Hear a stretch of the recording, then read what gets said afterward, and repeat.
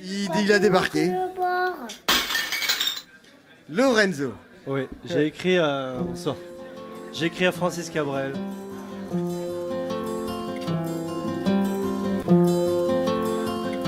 Ouais, c'est Francis Cabrel, oui, on l'a reconnu. Ouais, ouais. C'est long. Hein. Oui, ça fait mal aussi. Cher Francis, tu as eu 60 ans la semaine dernière et pas de Stade de France, pas de une de Télérama, pas de best-of ni de McFlurry. Les vieux poètes meurent dans les différences pendant que l'on regrette la disparition de Paul Walker, que je ne connaissais ni de Dan ni de Dev, et surtout qui n'a jamais écrit d'aussi belles choses que toi.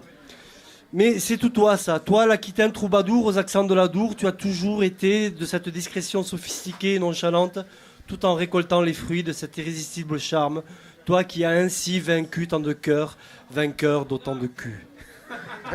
Où es-tu Francis ? Que deviens-tu ? Tu sais que tu as été mon club de rencontre le plus efficient. Tes chansons champêtres et ton style rustique ont toujours su toucher la sensibilité exacerbée de ces filles acidulées que j'aimais, que j'aime et que j'aimerais. Et lorsque j'étais ado, je prenais ma guitare et mes accords de Je l'aime à mourir, assuré de ne jamais passer une soirée solitaire à faire jouer mes mains sur mon morceau de bois dans un amour plus bleu que le ciel autour. 60 ans, Francis. Mais revenons à Je l'aime à mourir qui a contribué à ta renommée et à mon dépucelage aussi.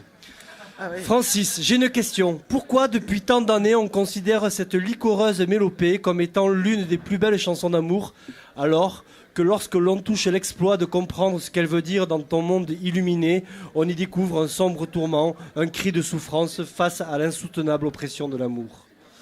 Francis, personne n'a jamais vraiment écouté tes paroles et compris tes paraboles. C'est un peu de ta faute aussi, trop de métaphores, tu même à Astafor. Mais réparons aujourd'hui cette erreur et revenons ensemble sur cette chanson engagée qu'est Je l'aime à mourir. Allez.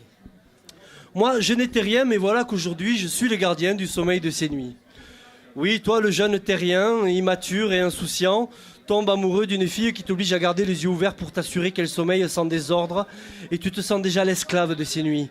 Pour elle, tu sais que tu vas mourir d'amour, mais la nuit... L'amour est encore plus aveugle que le jour, contrairement à ta nyctalope de salope qui se fout bien de ta gueule quand même. Vous pouvez détruire tout ce qu'il vous plaira, elle n'aura qu'à ouvrir l'espace de ses bras pour tout reconstruire. Peut-être, mais si elle était si formidable que ça, ton amoureuse, pourquoi elle n'ouvre pas les bras pour les Philippines, pour la Syrie ou pour les radars bretons et tout reconstruire ? C'est qu'elle s'en branle, Francis, et qu'en plus, comme toutes ces perverses narcissiques, elle t'a menti et manipulé. Elle a gommé les chiffres des horloges du quartier. Alors ça, t'aurais dû te méfier, Francis. Ainsi, dans ces nuits lasses de te savoir l'archange de son repos, cette garce partait faire la bringue avec ses copines jusqu'à 5h du mat. Et toi, tu ne pouvais même pas lui dire « T'as vu à quelle heure t'es rentré ?» Parce que c'est ballot, la fourbe, elle avait gommé les chiffres des horloges du quartier. Elle a fait de ma vie des cocottes en papier. C'est vrai, Francis, on ne peut envier personne d'avoir une vie en cocotte en papier. Hein. Non. Des éclats de rire, oui, il fallait bien que tu lui trouves une qualité à cette égérie, et tu as ri. Elle a bâti des ponts entre nous et le ciel, et là, Francis, elle te prend vraiment pour un pont.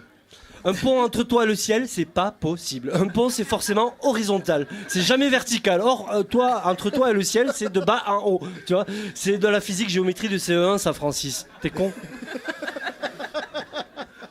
Et nous les traversons à chaque fois qu'elle ne veut pas dormir, je l'aime à mourir. Je résume. Ta copine, le jour, elle fait des cocottes en papier et construit des ponts verticaux.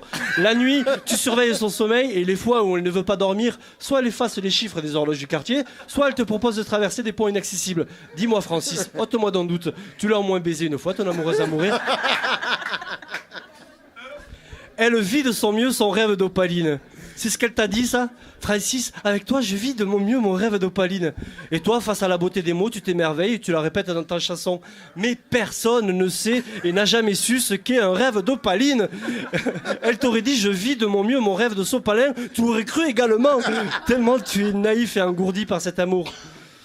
Elle danse au milieu des forêts qu'elle dessine.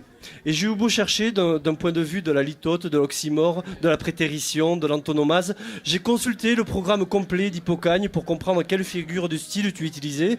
J'ai relu tout Breton et Tristan Tzara en fumant tout le Larzac. J'ai parcouru tous les chemins de traverse et je comprends toujours pas ce que vient foutre dans cette chanson, cette danse forestière.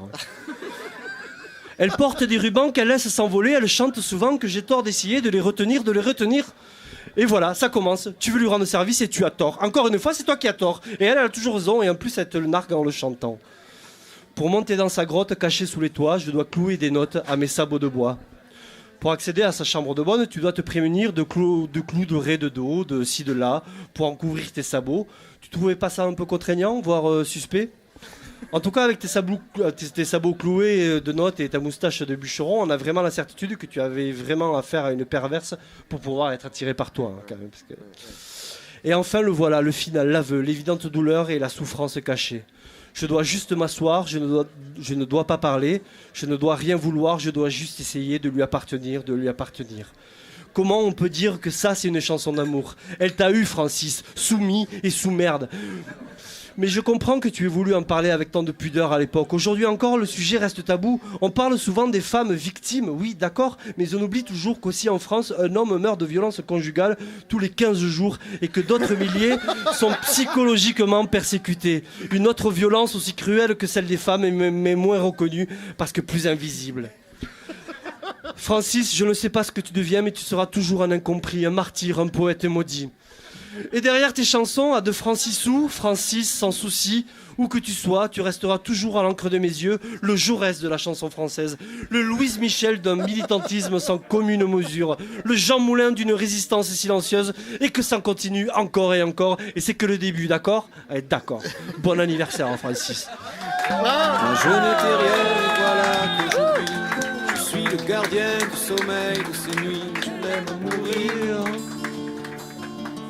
Vous pouvez détruire tout ce qui vous plaira. Oui, bon, ça va, c'est bon, stop.